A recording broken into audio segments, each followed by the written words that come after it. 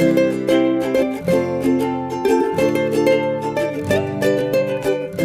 am Anna Seawold, and this is Authentic Parenting, a podcast about growing ourselves while raising our children. I'm a psychologist, educator, and parent coach, and on this podcast, I explore how you can connect to your authentic self, practice radical self-care, and raise emotionally healthy children. Let's break the cycle of generational trauma for a more peaceful, kind, and compassionate world. Today, the biology of trauma, how the body holds fear, pain, and overwhelm, and how to heal it. Have you ever wondered what trauma actually does to your body, not just your mind, but your cells? Today's conversation is all about uncovering the fascinating and often overlooked biology of trauma. I am speaking with Dr. Amy Apigian.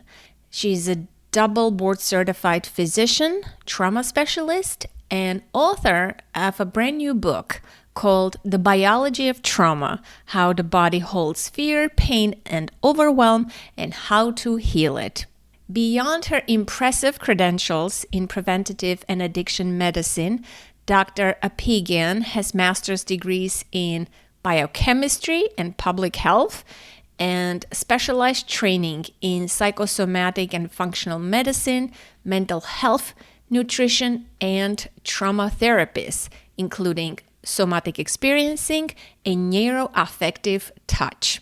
Together, we explore the critical difference between everyday stress and overwhelming trauma, how trauma depletes energy and nutrients at the cellular level, why adrenaline plays such a powerful role in our survival responses, the surprising ways trauma is stored in the body long after an event is over, and most importantly, how true healing requires more than calming the mind. It calls for repairing the body at the biological level. This episode will challenge the way you think about trauma, healing, and the incredible resilience of the human body, and inspire a new perspective on generational recovery. Please enjoy, and thank you for listening. Amy, welcome to the podcast. Thank you so much, Anna. I am really excited to be here. I love the work that you do. I think this is some of the most important things that we can do is teaching parents how to break those patterns and not pass trauma onto their children. So it's been a highlight for me to even just know this conversation is coming. Very good. And me, having done the podcast for 10 years and talked about trauma for 10 years, always doubtful of myself. I'm like, if I'm going to talk to another expert, what angle am I going to cover that is not a repetition, that is new for my listener? What people, because I don't want to say the same thing over and over and over and again. And one of my listeners recently just said, wow, it's 10 years. Do you still have ideas to talk about? I'm like, yes, all the time. All the time. And Anna, we've got shared history. We've got a shared history of Armenian genealogy, which is a history of generational trauma. Absolutely. Yeah. I don't know the details of what your family went through, but I know what my grandparents went through. And just hearing their stories, hearing how they describe what they saw, what they experienced, we carry that shared generational trauma. Yeah, for sure. I have not talked about that specifically on my podcast. I mean, I don't know if my listeners even know that I'm Armenian. Some do. And there are some Armenian listeners. Shout out to those, Lilith and Ripsime. They're really amazing listeners. I'm sure there are many others, but yeah, that's true. That is true. How is your work different? Other trauma books out there, and there are many, many, many trauma books and talks and podcasts, right? It's like it's in the zeitgeist. So like, what do you bring to the table? Because your book, it has a different angle.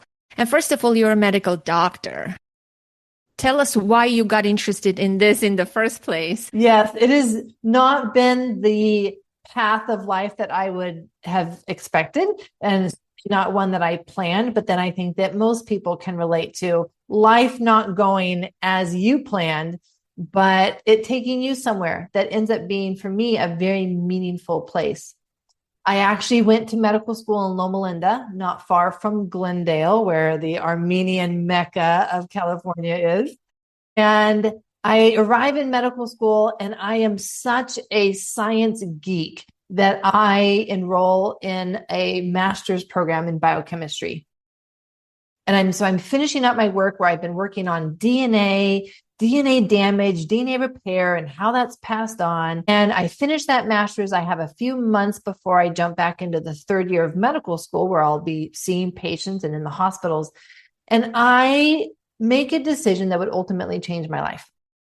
The decision came out of a place of wanting to make a difference in the world, wanting to use my time in a meaningful way.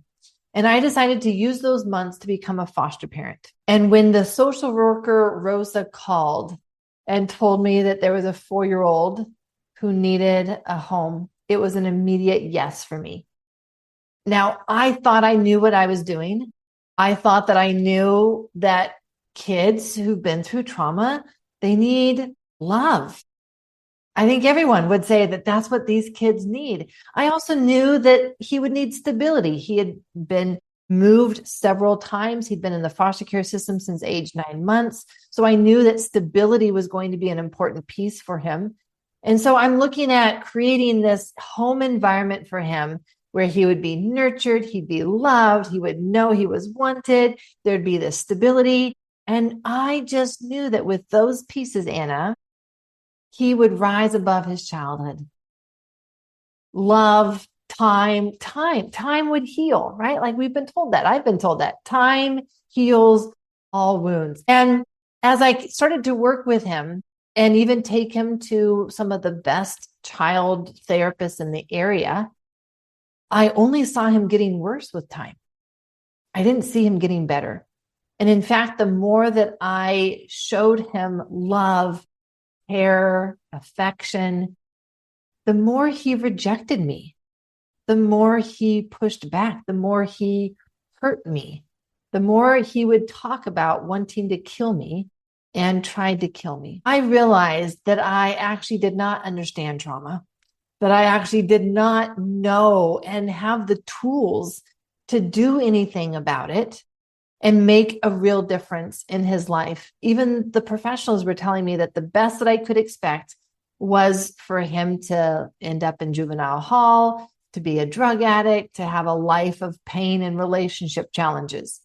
And I wanted something better for him. I wanted something different for him. So I went on this journey that I never expected myself to go on. By day, I was a medical student in the hospitals, learning how to treat patients, learning how to diagnose. And by night, I was in a home that had turned into a child psych unit. There was constant chaos. I never knew what he was going to do. I never knew when he was going to hurt me. I never knew what I was supposed to do to really help him. And there were many nights where I was on the floor in tears and didn't see the clear path forward. So that was my initiation into trauma. Now, as you and I have already discussed, I had trauma, but I didn't know about it, right? Like I had this generational trauma. I didn't even know about it. I was completely unaware of how much trauma my own body was holding on to because I hadn't learned yet how to recognize how the body speaks its language. And as I then poured myself into Miguel, poured myself into my medical training, I eventually hit a wall. And the wall for me came when I experienced the greatest grief I have ever experienced. And my body just literally shut down. And what that looked like for me was one morning, I couldn't get out of bed. And that was never me. I had by now run 5 marathons. I was on my bike. I had always been very active. So for me to physically actually not be able to get out of bed was quite the change. And it was also very scary. And that was when I realized I had to put the attention on me and I had to now figure things out for myself. I couldn't just focus on other people and what they needed. And in that process, I discovered I did get diagnosed with chronic fatigue syndrome.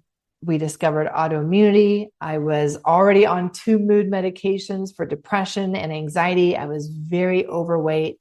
I had so many health symptoms that I had just been pushing through. I'm sure there's many that you know of that was their experience. Perhaps that was yours as well, because that's sometimes part of our training. We have a certain regimen to follow in our training, and we have to ignore our body to be able to push through and do that. I had gotten so good at pushing through.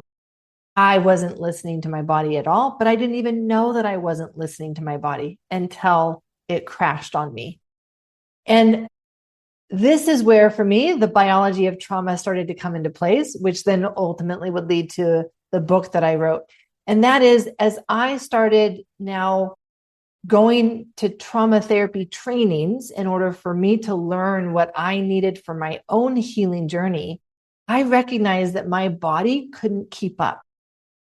And I would recognize different signs that I became curious about. Like when I would go in for what I thought was a good therapy session, we went deep. We explored childhood. There was this big release. I would come home and I would be so physically exhausted. I would lay on the couch. I would binge eat and just zone out with movies. And I didn't understand how all of this was connected until I recognized that I had this biology of trauma that was holding me back. And so piece by piece, I started discovering, oh, I've got brain inflammation. Oh, I have biochemical imbalances. Oh, I have toxins. I have mitochondrial compromise. Oh my goodness, I'm deficient in nutrients. I have digestive dysbiosis.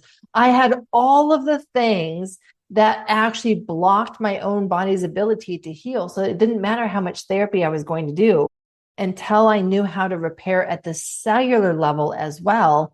My body was going to be stuck in these trauma patterns. Can you tell me a little bit about that biology? We know so much about the gut these days and the gut-brain axis and the health and all of that. But tell us a little more about the biology of trauma. How does it affect on a cellular level, nutrient deficiencies? I'm really curious about that. This is one of the most fascinating things that I have learned, Anna. I had no idea that the body, down to the cellular level, was experiencing a trauma response. I had always seen a trauma response as something emotional or something psychological, but not biological.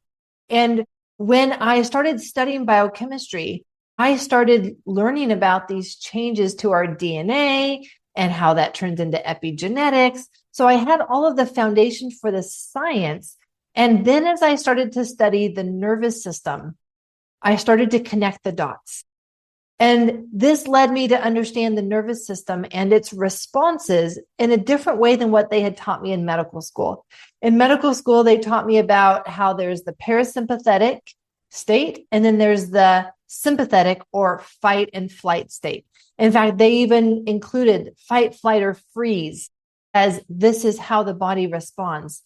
But actually, as I started studying the nervous system, I started mapping out my own responses, and I noticed that there were 3 different states that my body could be in.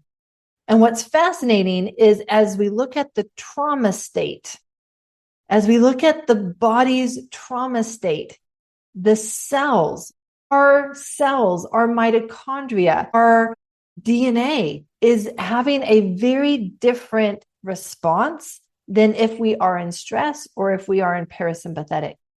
To summarize this change, in times of stress, our mitochondria hunker down. If you looked at them in the microscope, you'd actually see them change shape.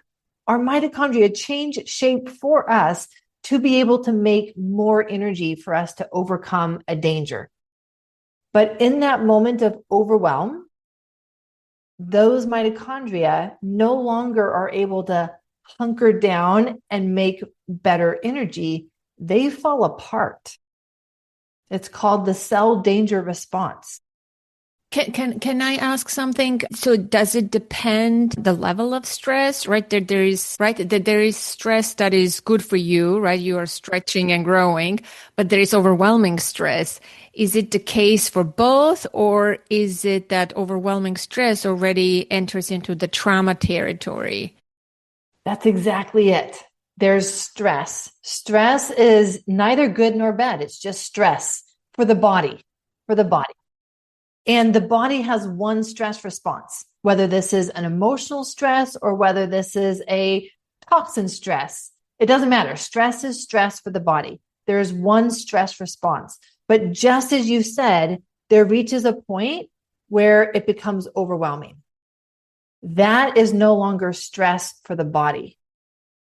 That is what I call the critical line of overwhelm. And when our cells cross that, or when we cross that emotionally, that overwhelm response is the trauma biology. It creates trauma biology in our body.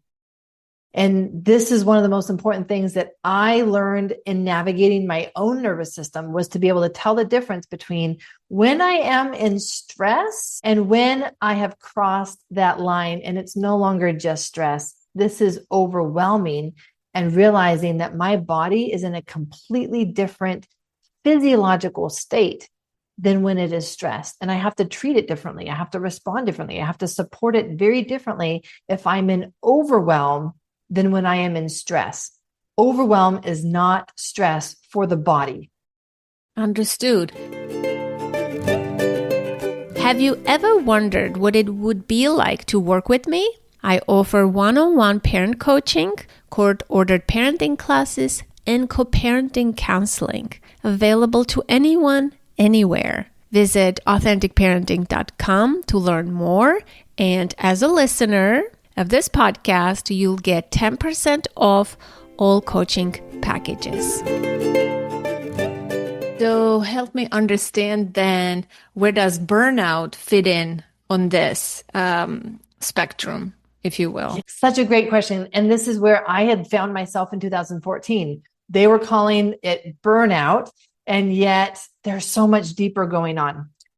Burnout is, in the light and the perspective of the biology of trauma lens, is clearly falling under one of the categories of why we cross that line. So let's go back to stress. Stress has the potential to grow us. Stress is what we need to do to build our muscles, build our capacity. So stress, we're just going to call it stress. We're not going to label it as good or bad. It's just stress. And it also has a beginning and an end. That's exactly it. In my book, I give the analogy that stress is like a sprint. A sprint is an excess of energy. Like you are in high energy and performance mode, but it is unsustainable.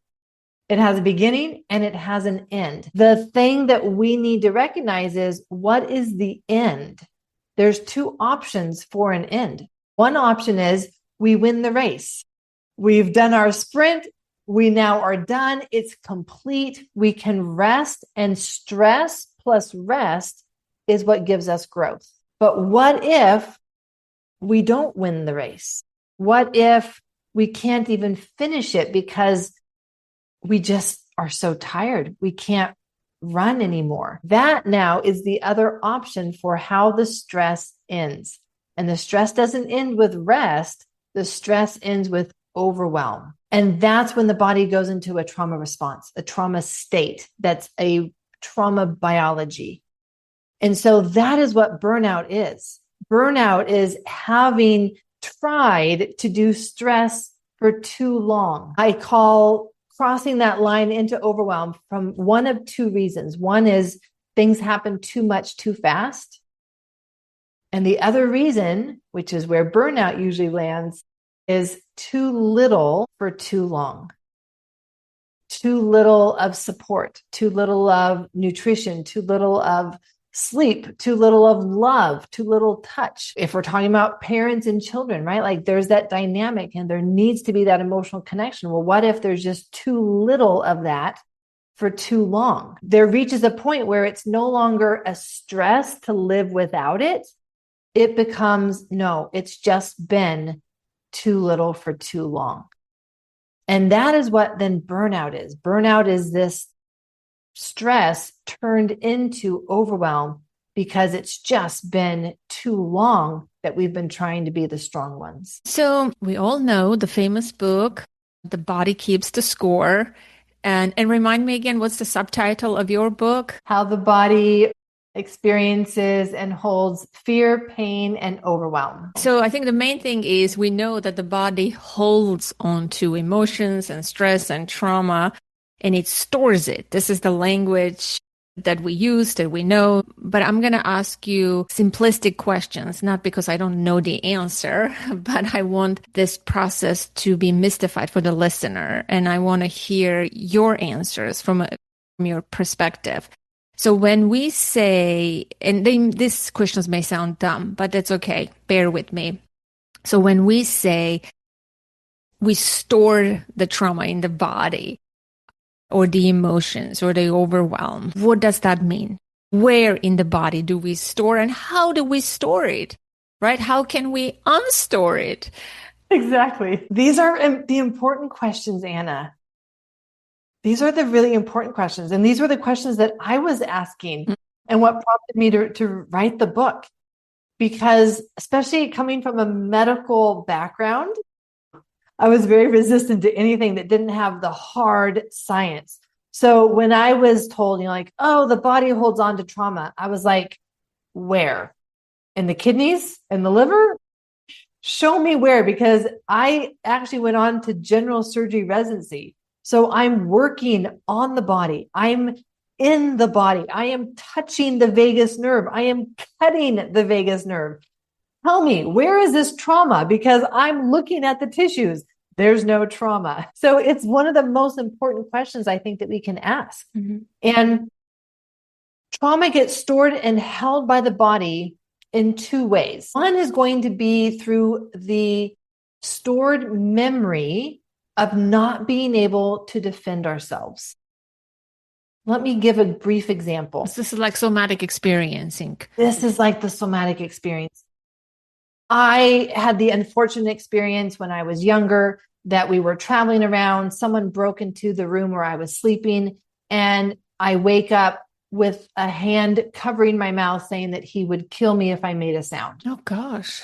At 12, that's traumatic. I believed him. Exactly. At 12, I believed him, and I did not make a sound. Let's pause for a moment for the listener. I mean, that is traumatic. That's the definition of trauma. You're alone, you're overwhelmed, you have no escape, and there is fear. You're terrified. Terror. Like, that's the word that I use for trauma. Terror. It's just being scared. That's not just being afraid. That is a terror. I don't know if I'm going to survive this. He said he's going to kill me. And this idea, like you mentioned, of I can't defend myself. And that moment was not one that I had ever considered trauma because nothing that bad really happened. But again, this is what I think a lot of people do. They look back at their life and they downplay a lot of the experiences that they had, not realizing the impact that that moment of terror had on their body. They now know that they survived. So they can look back and be like, but you didn't know that you would be okay in that moment. And that's the moment that gets stored. And I think it's really important for us to define trauma as not what we did. How did we feel inside? What was the inner experience? And that's why in my book, I map it out based on our changes in our physiology. Mm-hmm. And adrenaline is a big part of that. And the adrenaline and their effect on the cells, and then the dorsal vagal signaling. So it's a very clear process physiologically of what happens when we go into a trauma response. And the more that we can be in tune with our body, we can recognize when we're going into that physiology, when otherwise we might look at what we're doing and say, no, I don't think that I'm in a trauma response.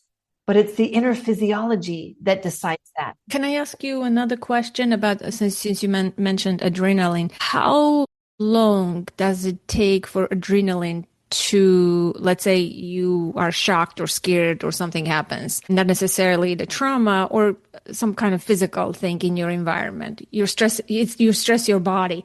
How long does it take for adrenaline to normalize, stabilize, or metabolize in your system? And when you said that it affects your organs on a cellular level. So talk to me about that. Like, is it the intensity, the amount, the duration, right? Because we secrete adrenaline all the time. I can be public speaking. Like, where does it become harmful on a cellular level? Anna, I can tell that you are a secret biochemist.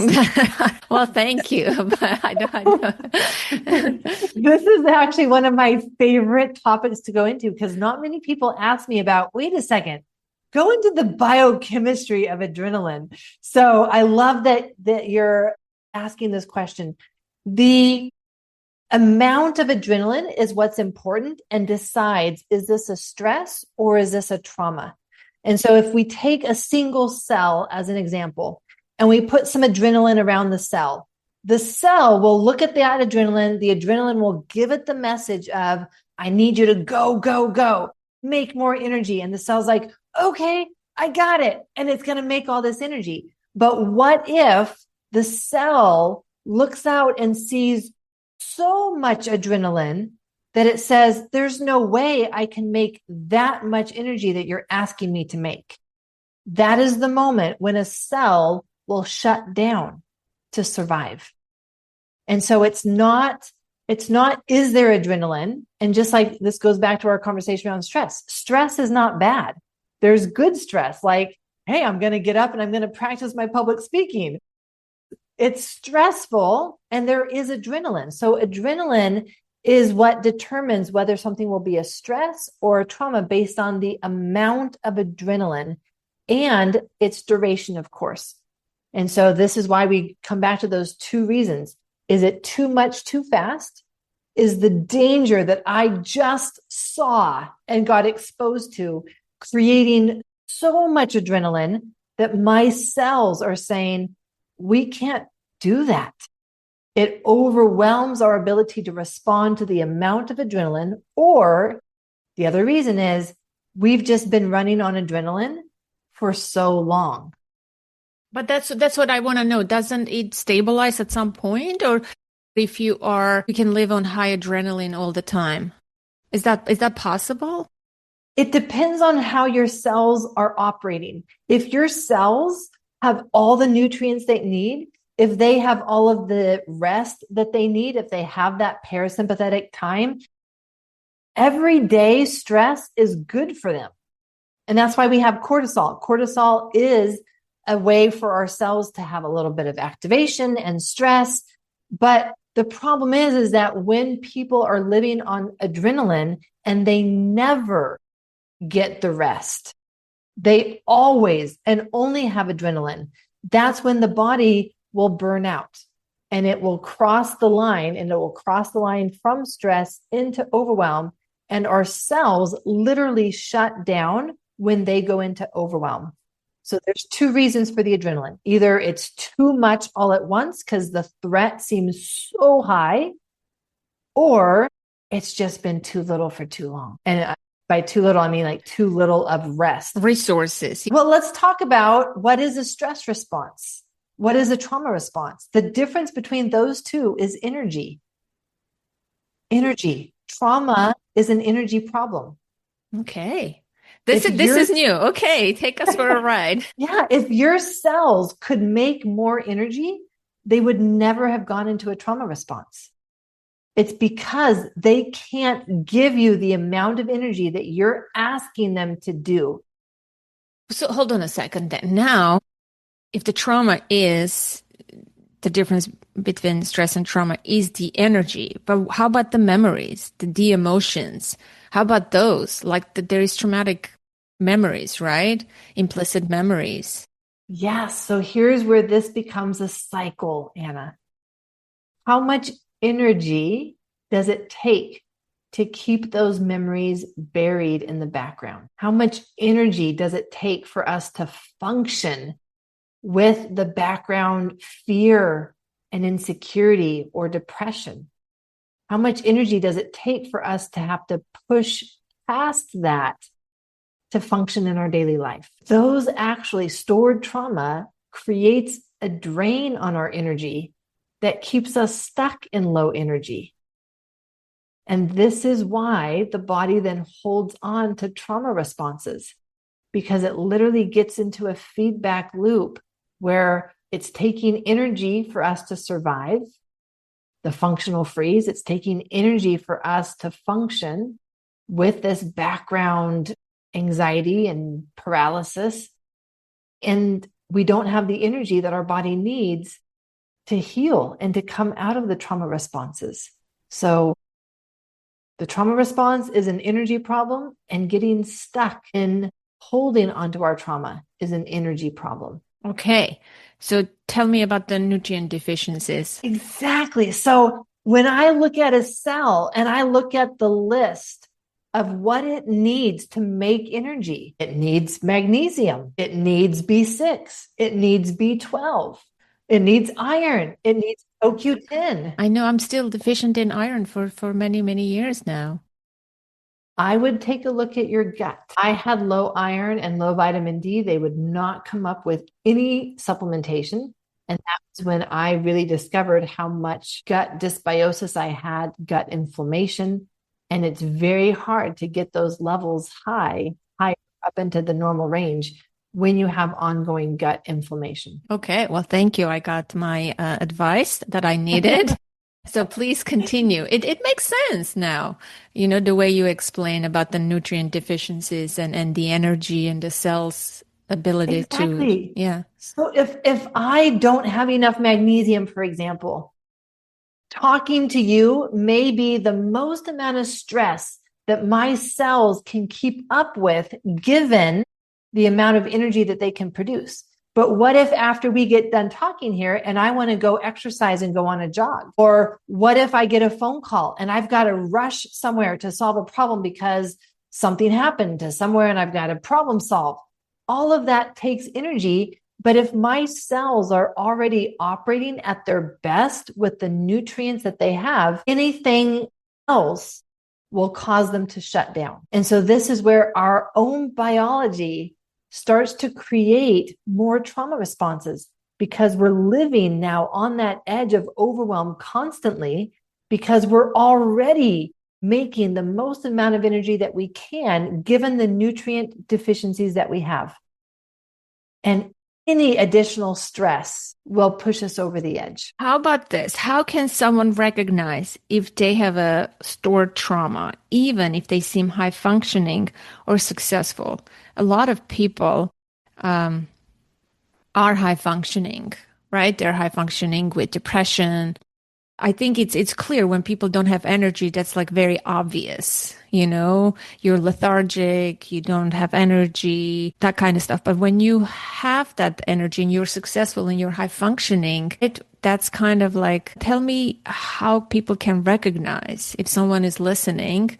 I will now look at what they do to get their high energy, because I also was very high functioning. I am high functioning. I mean, I have 2 master's degrees. I'm double board certified. I've gone through several trauma therapy trainings. Like I have been high functioning. I looked at your resume and I got dizzy. I'm like, oh my gosh, this woman never stopped. And when I read the first chapter of the book where you became a foster adoptive parent while you're going through this residency training, I'm like, I think she's crazy. Who does this to themselves? Right. Right? I mean, medical school residency is stressful enough. You would think, but as I look back, how could I have recognized the signs that as high functioning as I was holding on to trauma? Let me ask you something else. Sorry, I'm super excited. Like, were you that type of a kid as well? Super, like high functioning?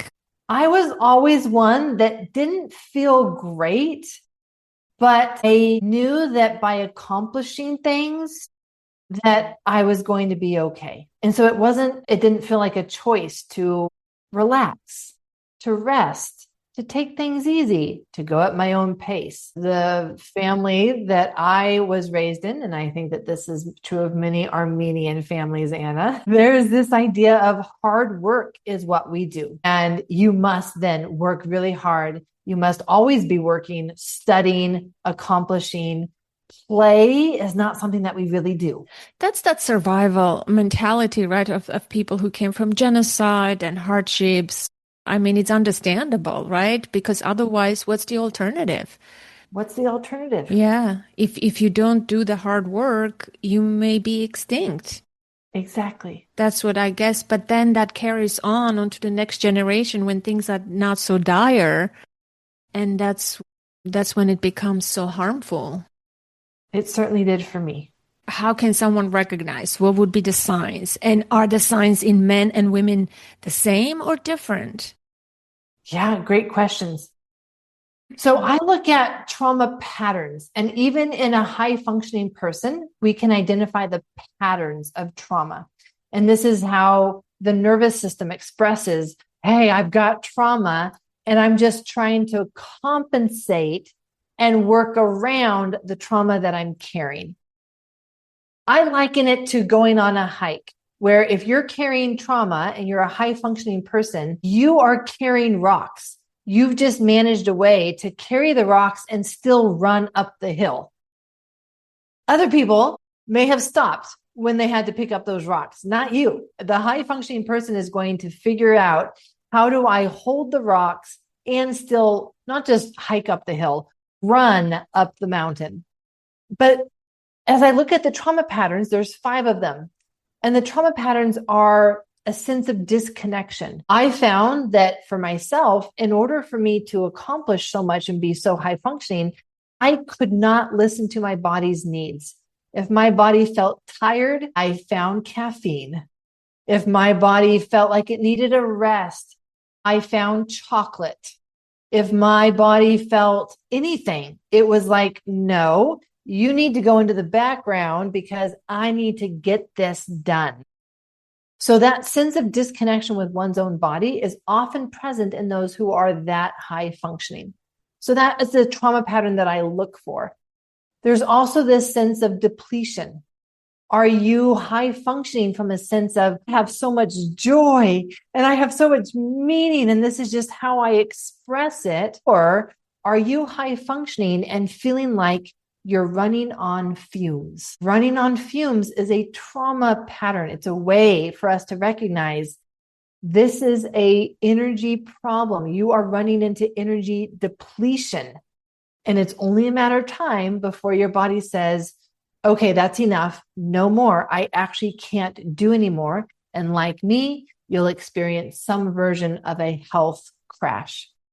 So even very high functioning people can still have these trauma patterns that show us what is underneath the high functioning, or what are they having to do to compensate to still be a high functioning person while they're also holding this trauma. I remember one lady, she was a multimillionaire entrepreneur from Atlanta. I met her at a networking event in the area. And what she said really struck me, that I've never forgotten her exact words.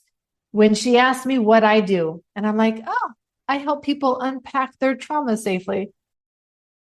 She looked at me, she stopped, and it was like she had never allowed herself to acknowledge any of this before. And then she said, I have packed my trauma so well, so deep, I don't even know if I could access it anymore. Very high functioning.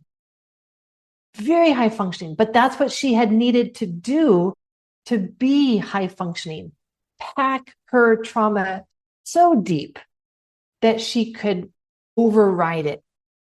So that's what I'm looking at. When I'm working with people who are high functioning, I'm looking at, what are the underlying patterns? Do I see the underlying pattern of depletion, running on fumes? Do I see the underlying pattern of disconnecting from my own body to be able to be this high functioning?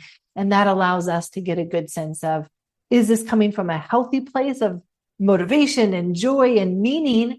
Or is this coming from I'm trying to survive life, and this is the way that I know how to survive life? Yeah, it makes sense. So, yeah, you also talk about, I mean, you mentioned physical symptoms, but maybe you can talk a little more about chronic pain, sleep problems, IBS specifically, like the brain gut health.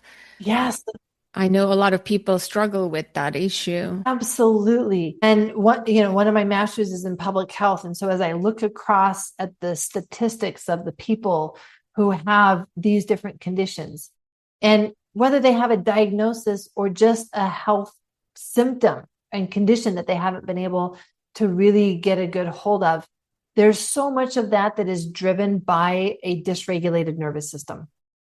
And a dysregulated nervous system is a nervous system in overwhelm. It's a nervous system holding on to trauma. And when we look at why does it manifest that way, the nervous system is what drives our whole physiology, not our central nervous system, not our conscious brain, though that does play a role. I'm talking about the autonomic nervous system. And this nervous system that we have that is designed to keep us alive and will make shifts to our physiology in order for us best to survive in that moment. And when it sees us in overwhelm, it shifts to this state where everything is going to be imbalanced because it's in overwhelm. And we're just trying to adapt. This is why we can look at kids who go through hard experiences and we cannot see the evidence of the impact on them. And we can think, wow, kids are so resilient. No, they're not. Their biology is being affected. And 20 years from now, they're going to develop IBS. 30 years from now, they're going to develop autoimmunity. 40 years from now, they're going to develop the chronic pain. Their body is impacted. Their body has been adapting. You're just not seeing that on the surface, but it is happening because it's forming a dysregulated nervous system that will be more often in survival mode than in rest, recovery, and healing mode. The body has its innate healing strategies. It's just we're never in that state long enough for it to access those healing strategies. And in the process, it even shuts down our detoxification system. Why? Because if we're in survival mode, detoxifying our body is not the priority. Our priority is running from the tiger. But if we're always running from the tiger, then because we've never had this reset back to safety, our body is holding on to the trauma, well, then it won't be an immediate response. But over years of accumulated toxins, because our detoxification system is not working as well, you're going to see that in 5 years, in 10 years, in 20 years, in 30 years. So the changes are happening. The cellular level is being impacted.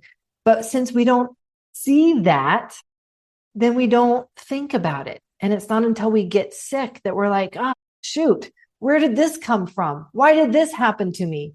Well, it's just been an accumulation of decades of being in survival mode. Have you ever wondered what it would be like to work with me? I offer one-on-one parent coaching and have had the privilege of helping many of my podcast listeners over the years. In addition to private coaching, I also provide court-ordered parenting classes and co-parenting counseling available to anyone, anywhere. Visit authenticparenting.com to learn more about how we can work together to achieve your parenting goals. And as a podcast listener, you will receive 10% off all coaching packages. So let me ask you something. So if I can learn to regulate my nervous system here and now in the present moment, as new stresses emerge every day, I learn to the best of my ability to regulate myself through several means. And we can talk about that. Like, what do you do to regulate your nervous system? I've talked extensively on the podcast about my stuff. We've done several episodes, and I will be happy to link for the listener who is discovering this episode for the first time. But I want to know, so if I learn to regulate my daily stressors, my nervous system, will that eventually help at the cellular level?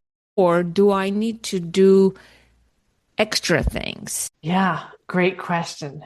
What do we actually need to do? What does true healing look like? I love your work around the nervous system regulation. I love that that's where you put so much emphasis.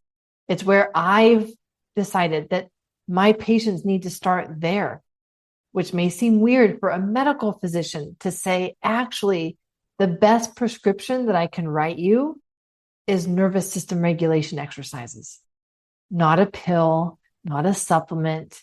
Those will be important and they can be helpful, but the most impactful change is nervous system regulation, hands down. And I even have my own study showing like the changes that happen in people's IBS symptoms, in their sleep, in their anxiety, in their fatigue, just with nervous system regulation. So that's why I absolutely love what you do and your focus on that. Now, what I'm looking at is then down the road. Where do we go from there? Is that going to be enough, the complete healing, especially as we look at generational trauma and not wanting to pass on trauma to our future? And this is where I've said, I've had to realize, no, the regulation piece is essential and it's the first most important thing, but it's not going to be enough. We then also need to bring in the cellular repair. And I'll just cut to the chase right now. Generational trauma is passed on through oxidative stress, damage to our DNA that's caused epigenetic changes. So what are we doing for that oxidative stress? That damage has already happened. The regulation prevents more damage from happening. But what do we do with the damage that's already there? That's what I want to know, Dr. Apigian.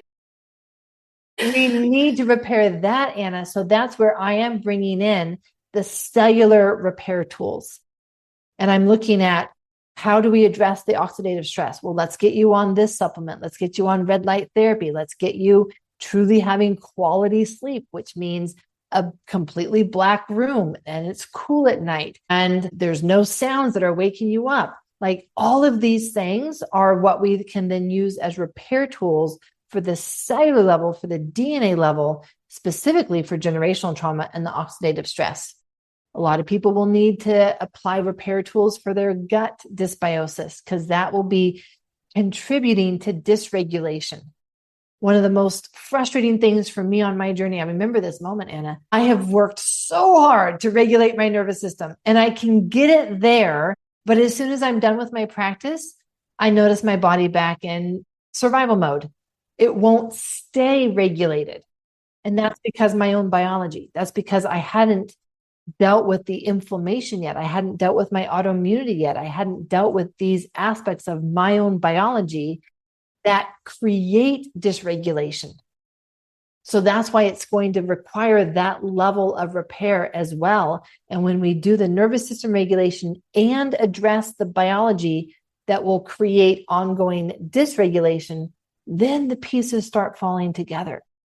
Now a person will be able to stay regulated for much longer because their biology is actually giving them signs of safety and resource.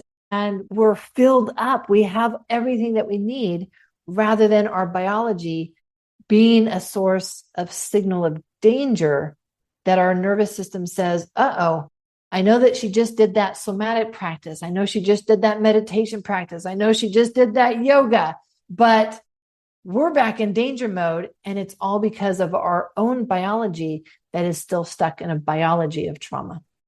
Yeah. I mean, do you also recommend like talk therapy, right? For the different things. I mean, this is a holistic approach, right? Also nutrition plays a role, your sleep, your rest, your exercise, your social life. I mean, it sounds overwhelming now that we're listing all of those things just to heal from your trauma. But it depends, I guess, how the person is affected. I mean, some people live their life like that. They get diseases, sicknesses, and prematurely die, perhaps.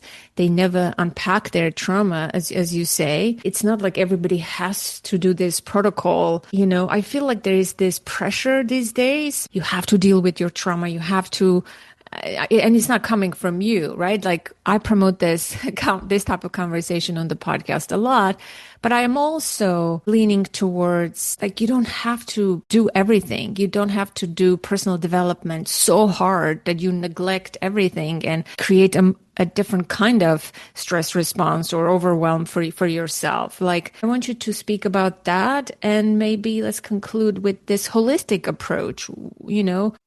I guess how can people determine what they need? It depends on the severity of the case, right? Like these are all the really important questions that you're asking. This is where I was, right? Like I'm looking ahead at this huge mountain of personal development.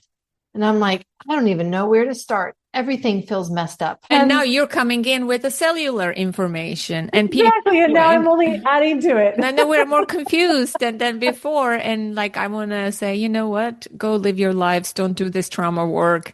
You know, just enjoy life because life is short. If you're busy doing this, then like, when are you going to live? Exactly. So let's start right there, Anna. Let's start right there. I am in full agreement with you that no one has to do trauma work. Even if you've had trauma, you don't have to do trauma work. You don't have to do trauma healing. Mm-hmm. This type of work is only for those who really want a change in their life. If you want something different, well, then you have to do the work to create something different. But if you're happy with how your life is, enjoy it. You don't have to do anything. So if you decide that you want change, okay, well, now let's talk about what is that process. And the way that I have looked at it is, yes, the holistic approach is going to give you the fastest results. It's going to give you the biggest bang for your buck. So if you want to accelerate the healing journey, you're going to be looking for, how do I address the mind level, the body or the somatic level, and the cellular level at the same time? Because if I don't, then the other layers are going to hold me back. And so it ends up being less that we do, but at all three levels. And then this is where I use the analogy, like small hinges move big doors. If you're trying to put all of your work into one hinge, I'm going to do all of this body work, but you're neglecting the other hinges, you're not going to be able to move that door as much as you do less, but spread out over mind, body, and biology. And now 3 hinges will move that door. Love this analogy. This is excellent. Brilliant. So this is the holistic view that I have as well, which then allows us, Anna, to say, yes, there's lots that need to be done. There's so much that we can do, but I'm going to use my framework to say, how do I identify what is holding you back the most right now? And that's where we start. What's the biggest block to your body being able to heal itself? That's where we're going to start. And we just do one piece at a time, one step at a time, but being able to identify what's holding me back the most, what's impacting me the most, what's my biggest pain point right now. That can often be a place to start. However, I will say this, Anna, I'm sure this is what you share as well with people, that if that one thing that's causing the most pain in your life, bothers you the most, is so big that it feels paralyzing to you, then that's not where we start. Let's pick something else that feels small, that feels doable, because I'd rather you be able to successfully do one thing than not do the biggest thing. And that actually starts to build your momentum, build your confidence, build your regulation. And then you will be ready to work on that bigger piece because you've been able to work on the smaller pieces first. So I am very much looking at really the whole purpose of this kind of trauma healing is, like you say, how can I live more alive? I think this is a great place to end. But before we do, I want to ask you to share your socials, your book, your website, courses, I'm sure. Do you work with people? Tell us a little more so that people can learn more about you. Absolutely, Anna. And thank you so much again. They can find me on biologyoftrauma.com. And in fact, this week, I know with the book coming out, I do have some bonuses that they will get if they order that book. And so they can start to get a taste of how do we even measure how much biology of trauma a person has? How do we measure the trauma burden that your body is holding on to? That's a really important first step. And then my socials, they can find me Dr. Amy. Dr. Amy is how they search for me. They can probably also search for biology of trauma, but I'm on LinkedIn, YouTube, Instagram, Facebook, and would love to connect with them, love to hear their questions, love to hear what they're doing and how the trauma has manifested in their life, but what they have also found helpful, because that's how we change the conversation and ultimately think change the outcome, change the score. Yeah. Thank you so much, Amy. This was a pleasure. I learned a lot. This was, again, I am going to say it again, a trauma conversation, but the one that I never had before. So I always love learning new things and hearing experts, deliver little wisdom and nuggets or metaphors like the little hinges, big movements. So thank you so much. I really appreciate your presence and your wisdom. Well, I still can see that secret biochemist in you. I'm glad that I was the one to uncover that. Like, tell me more about adrenaline. And thank you for the work that you've done and how you have shown up in the world. It's been an authentic version of you that shows how much work you've done. Thank you. That concludes today's conversation, my dear listener, and I hope you found this episode helpful and inspiring. Be sure to hit that follow button so you don't miss future episodes, and take a moment to leave a rating and review. It really helps others find the show. I would love to hear your thoughts and takeaways. Join the conversation in the Authentic Parenting Facebook group or visit the contact page at authenticparenting.com/contact to get in touch. Authentic Parenting is an ad-free show, and your donations is what makes this podcast possible. Support the show by visiting authenticparenting.com/support or becoming a patron at patreon.com. Your contributions make it possible for me to continue bringing you weekly episodes. And as always, connect to the present moment, to yourself and your children. Until next week, I am Anna Seewald. Thank you so much for listening.